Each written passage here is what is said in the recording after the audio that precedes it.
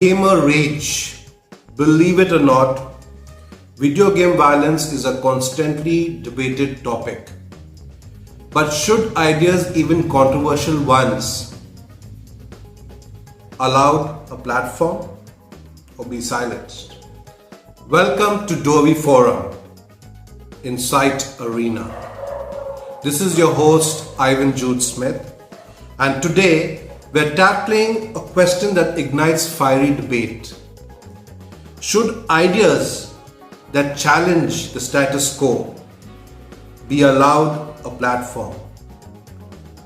Well, you're about to know more.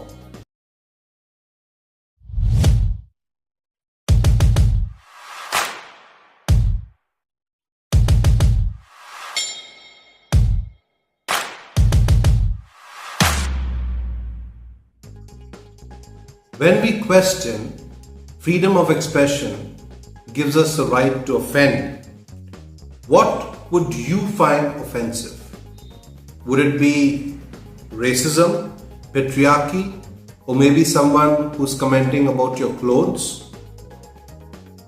So it's quite simple. I stay away from ideas so that I don't offend anyone. Right becomes wrong, although they may be in minority, but there are also people and groups or individuals in our society who may be offended by women or people of a different color, caste, religion sitting in power. Individuals who may be offended by the length of your dress. However, I cannot find any valid justification for these feelings. Who am I to decide what should be expressed and what should not? In recent years, our world has moved into a different form of bigotry. We have been moving from the kind of intolerance to a kind mainly where we have tried to curtail the freedom of expression of others. Now, don't get me wrong, I understand that in any circular society, being politically correct is the most important, because we do not want to offend anyone. We don't want to hurt the feelings of others. But I want to ask you one thing. Since there are people with such different viewpoints, and we have a population of over 7 billion people in the world, how confident are you that what you want to express would not offend anyone? Let's reframe this discussion. Instead of focusing on if something is offensive, let's explore the power of unconventional ideas. These are ideas that might make us uncomfortable at some point, but can also spark progress. Allow me to share with you two examples. Example number one, video games and violence. The ongoing debate on video game violence discuss studies that show no clear link between the violence that is portrayed in the games and the real world violence. However, these debates do acknowledge concerns about desensitization and the importance of parental control. So that's one example. Second example is fashion and feminism. Instead of clothing length, discuss the debate around high heels. Have you ever thought about that? Some argue high heels are empowering, while others see them as a symbol of female oppression. So these debates have indeed brought awareness to gender norms. Even uncomfortable ideas can be a catalyst for progress. By questioning the status quo, we can identify flaws and work towards positive change. There is a British politician and an activist, his name is Majid Nawaz. He has been labelled as a racist, and this is only in Britain, by the way. And you know why is that? Because he expresses his belief around that Islam is a religion that needs to be reformed. That's it. He considers himself to be a secular Muslim. So he's not in any way offending people who hold the same belief. Instead, what he's doing is he's calling for a change in the belief themselves. So what I'm trying to say here is, when you are insulted as a result of your beliefs that are being questioned, this is our first step towards achieving social progress. Because as a result, we help to achieve debate, we discuss, there is dialogue, and that is what that leads to change in society. In today's society, emotions are very volatile of people. So when you insult a person, you seem to be considered intolerant. And your aim of achieving progress or bringing about change, it becomes extremely futile. But when you insult an idea, on the other hand, what you're doing is you promote dialogue, start a discussion, encourage a debate, and that is how you revive humanity and are bringing about a change. But this is again my perspective. The most recent fiasco that took the nation by storm was from a YouTube content creator named Dovii. He posted a series of YouTube content. I will go one by one in describing the kind of content being uploaded on YouTube by him. And it took the nation by storm. Budget 2024 analysis. What did the middle class get? Next one, is India becoming a dictatorship? Then he spoke about Chandigarh elections, farmer protest. Next one, farmers versus Modi. The truth about farmer protest 2.0. This was the second farmer protest that took place. Then we have Ladakh in danger. Where is the media? Sonam Wangchuk. Electoral bonds, the biggest scam in history of India, explained by Dovii. Arvind Kejriwal jail, dictatorship confirmed. Next one, electoral bond scam, the farmer files. Another one, how millions of Indians were brainwashed, the WhatsApp mafia. Then we have the next one, reality of Mera Abdul, the Hindu-Muslim brainwash agenda. Reality of Narendra Modi, how Indians were fooled. Then the next one, the Narendra Modi files, a dictator mentality.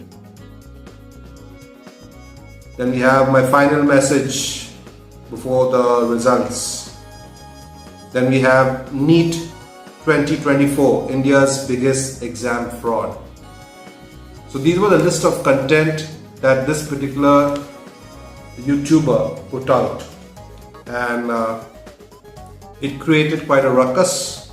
Now, I am neither a supporter of Dovii nor am I a critic.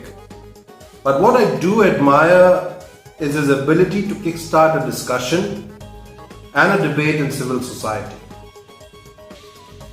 It was the first time, my friends, that the government felt the heat. And that too, not from the media, mainstream media, but from an unsuspecting corner of society. Personally, I feel it did a lot of damage to them in the 2024 Lok Sabha elections. But why was it a big deal? I'll tell you. As interviewed by Harper, that's Karan Thapar, one of my favorite journalists, Dovii revealed his subscriber count to be around 2.25 crores. Now that is indeed a massive number, with majority of the subscribers being the Indian population, which means he does have a reach and people do follow him, which includes me too. For the first time, Dovii, he became a topic of discussion on social media, political circles, and even newsrooms. The Bhakts or the government fans went after him to an extent of personal attacks being made, even one calling him a German shepherd, referring to his current country of origin or him marrying a German girl. Quite distasteful indeed, but the government still didn't have answers to the questions or the eyebrows he had raised. They didn't know how to deal with it, as he was constitutionally and politically correct. While the mainstream media seemed completely sold out, the social media was something that was out of the government's grasp. Why I say that is, for the first time in an Indian election, all media outlets, you name it, name the news channels you want,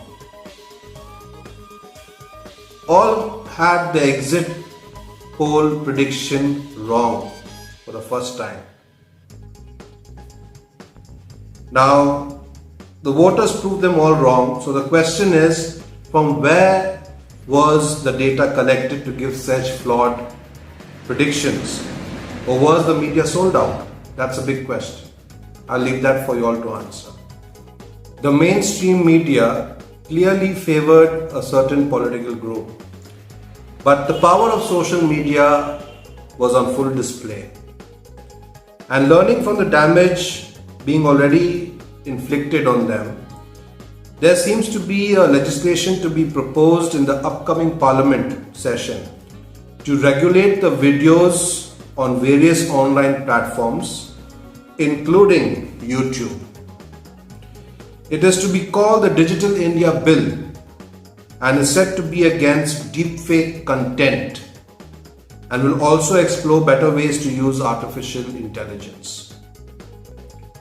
Well, I'm against deepfake myself because I know the kind of danger it possesses, and I'm most certainly aware of even artificial intelligence and how it could be used wrongly if it was in the wrong hands for the wrong individuals.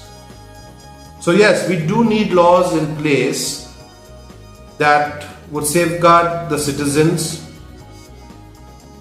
but the bill is not out yet, so it's too early for me to comment on the contents of the bill, or even if it would actually be called the Digital India Bill or something else.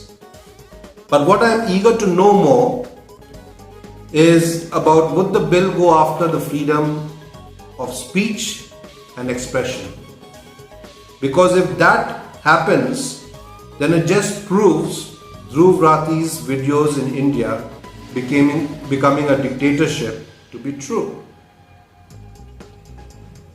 In my earlier videos, I made a point. I said, I'm eager to know what are the new bills that would be introduced by the government to bring about a collective change for the good of the people.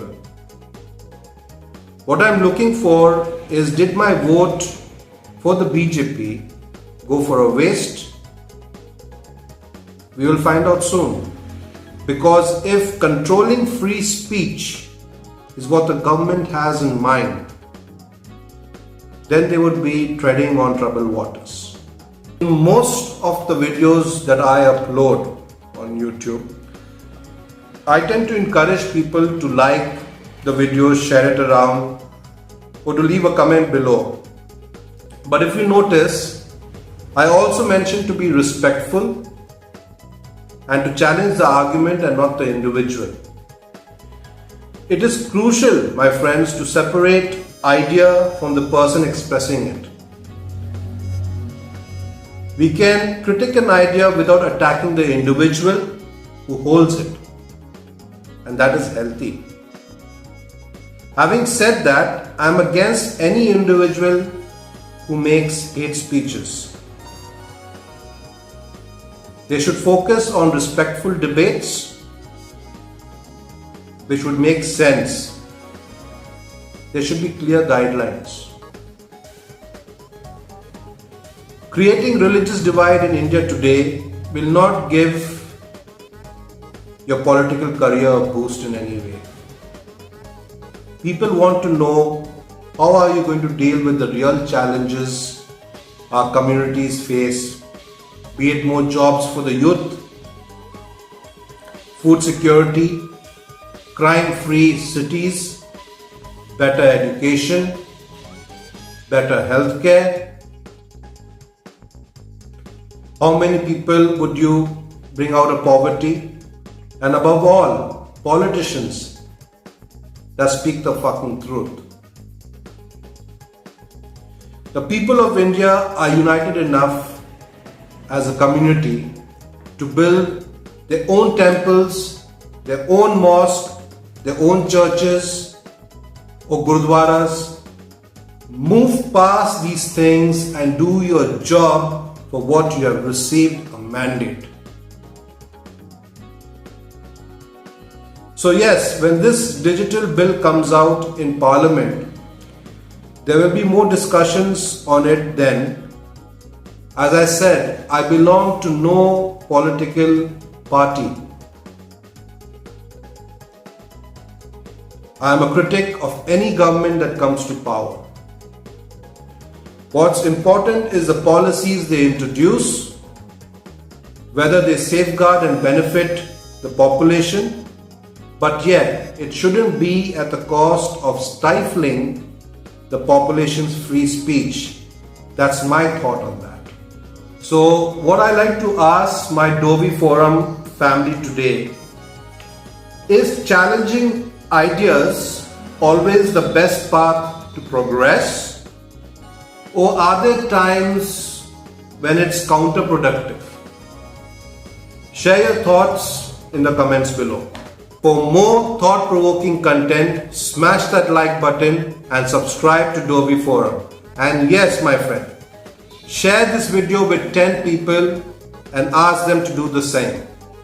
Let's revive humanity by bringing about a change in our society and our politics. People should know what is brewing and what they are about to be served.